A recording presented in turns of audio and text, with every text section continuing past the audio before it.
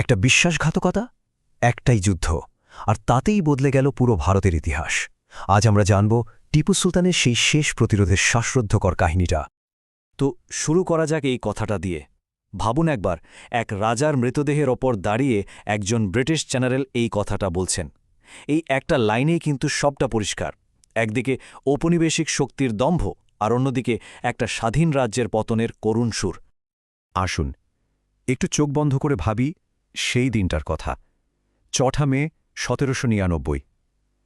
ব্রিটিশদের কাছে কিন্তু এই জয়টা শুধু একটা শহরের পতন ছিল না, না, এটা ছিল বলতে পারেন পুরো উপমহাদেশে তাদের ক্ষমতার একটা লাইসেন্স পেয়ে যাওয়ার মতো।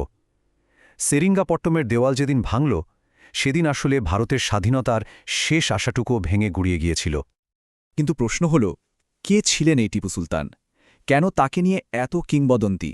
হ্যাঁ, তার পতনের গল্পের নাটকীয়তা তো আছেই, কিন্তু তার উত্থানের গল্পটা, সেটা আরও বেশি অবাক করার মতো। চলুন আজ সেই মানুষটাকেই একটু কাছ থেকে চেনার চেষ্টা করি। টিপু সুলতান মানে শুধু একজন যোদ্ধা না, একদমই না।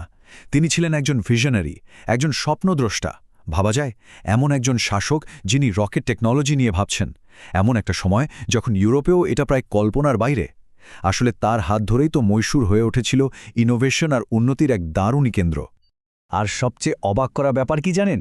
টিপুর বাবা হায়দার আলী নিজে কিন্তু পড়াশোনা জানতেন না, অথচ সেই মানুষটা ছেলের জন্য নিয়ে এলেন ফরাসি টিউটর। তার স্বপ্নটা ছিল একদম পরিষ্কার। তিনি চেয়েছিলেন টিপু যেন প্রাচ্য আর পাশ্চাত্যের শ্রেষ্ঠটা পায়। মানে একদিকে তলোয়ার চালানো শিখবে, তো অন্যদিকে বিজ্ঞানের বই পড়বে। মাত্র ১৫ বছর বয়স, তখন থেকেই তিনি বাবার ছায়াসঙ্গী। আর ১৭৮২ সাল আসতে না আসতেই তিনি মহীশূরের সুলতান। সিংহাসনে বসে কিন্তু এক মুহূর্ত সময় নষ্ট করেননি, কাজে লেগে পড়লেন। তার একটাই স্বপ্ন ছিল মহীশূরকে বিশ্বের সেরা রাজ্যগুলোর একটা বানানো। তো এর ফল কি হল? শুনলে অবাক হতে হয়। রীতিমতো এক অর্থনৈতিক বিপ্লব। সরকারি উদ্যোগে রেশম চাষ, কৃষির আধুনিকরণ, নতুন ট্যাক্স সিস্টেম, সব মিলিয়ে তার শাসনামলে মহীশূরের একজন সাধারণ নাগরিকের আয় বেড়েছিল ৫ গুণ। ভাবুন একবার, সেই সময় দাঁড়িয়ে এটা কি বিশাল একটা ব্যাপার ছিল। শুধু অর্থনীতিই নয়, টেকনোলজির দিক থেকেও তিনি রাজ্যকে এক অন্য লেভেলে নিয়ে গিয়েছিলেন। তার বানানো রকেটগুলো তো ব্রিটিশদের রাতের ঘুম হারাম করে দিয়েছিল। আর তার হাত ধরে যে বিশ্বমানের মহীশূরি সিল্ক আর টেক্সটাইল ইন্ডাস্ট্রি গড়ে উঠেছিল, সেটা নামডাক ছড়িয়ে পড়েছিল সারা বিশ্বে। আর তাতে রাজ্যের কোষাগারও ফুল খেপে উঠছিল। কিন্তু এই সব কিছুর পেছনে, এই সমস্ত উন্নতির পেছনে তার একটাই লক্ষ্য ছিল, ব্রিটিশদের হাত থেকে ভারতকে মুক্ত করা। আসলে টিপু সুলতান সেই সময়ের হাতে গোনা কয়েকজন শাসকের মধ্যে একজন, যিনি ব্রিটিশদের আসল উদ্দেশ্যটা একদম পরিষ্কারভাবে ধরে ফেলেছিলেন। তাদের যে সাম্রাজ্যবাদী খিদে, সেটা তিনি খুব ভালো করেই বুঝতেন। এখন এত বড় একটা স্বপ্নের জন্য আন্তর্জাতিক সাপোর্ট তো লাগবেই। তাই তিনি দূত পাঠালেন অটোমান সুলতানের কাছে, পারস্যের শাহের কাছে, এমনকি আফগানিস্তানেও। তার প্ল্যানটা ছিল একটাই, ব্রিটিশের বিরুদ্ধে একটা অজেয় জোট তৈরি করা। কিন্তু ইতিহাস বোধহয় অন্য কিছু ভেবে রেখেছিল। তার ডাকে সাড়া দিল মাত্র একটা শক্তি, বিপ্লবী ফ্রান্স। বাকিরা, তারা হয় চুপ করেছিল, নয়তো সরাসরি না করে দিয়েছিল।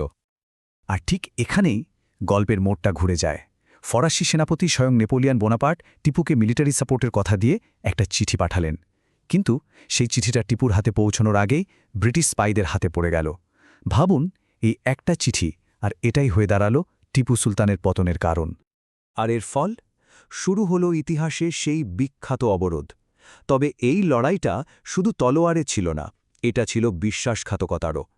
টিপুর আসল শত্রু দুর্গের বাইরে ছিল না, ছিল একদম ভেতরে, খাপটি মেরে।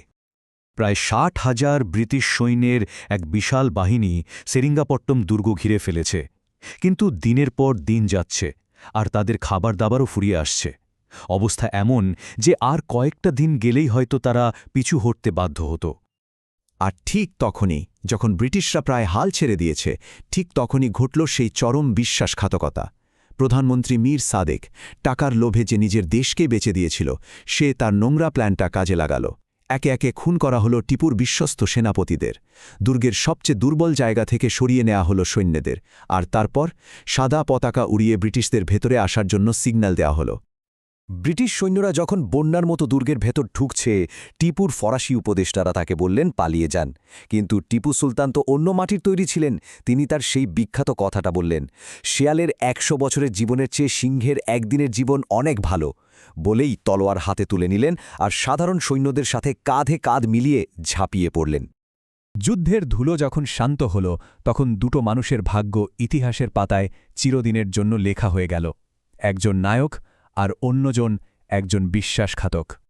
একদিকে টিপু সুলতান, যিনি দেশের জন্য লড়তে লড়তে শেষ নিঃশ্বাস ত্যাগ করে শহীদের সম্মান পেলেন, আর অন্যদিকে মীর সাদিক, বিশ্বাসঘাতকতার পুরস্কার পাওয়ার আগেই নিজের লোকেদের হাতেই তার জীবন শেষ হল। কিন্তু মীর সাদিকের উপর মহীশূরের মানুষের রাগ আর ঘৃণা, সেটা কিন্তু তার মৃত্যুর পরেও একটুও কমেনি।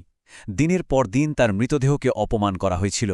আর জানেন, আজও এতগুলো শতাব্দী পরেও মানুষ তার কবরে ঘৃণা আর ধিক্কারের পাথর ছুঁড়ে মারে।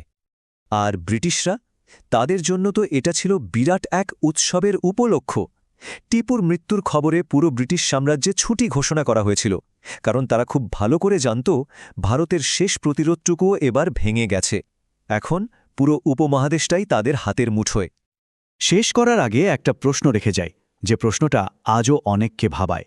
আচ্ছা, কি হতো যদি নেপোলিয়নের সেই চিঠিটা ব্রিটিশদের হাতে না পড়ে টিপুর কাছে পৌঁছত? যদি ফরাসি সেনারা মহীশূরের পাশে এসে দাঁড়াত, তাহলে কি ভারতের ইতিহাসটা আজকে অন্যরকম হতো? এই প্রশ্নের উত্তরটা হয়তো চিরদিনের জন্য সময়ের গর্ভেই হারিয়ে গেছে।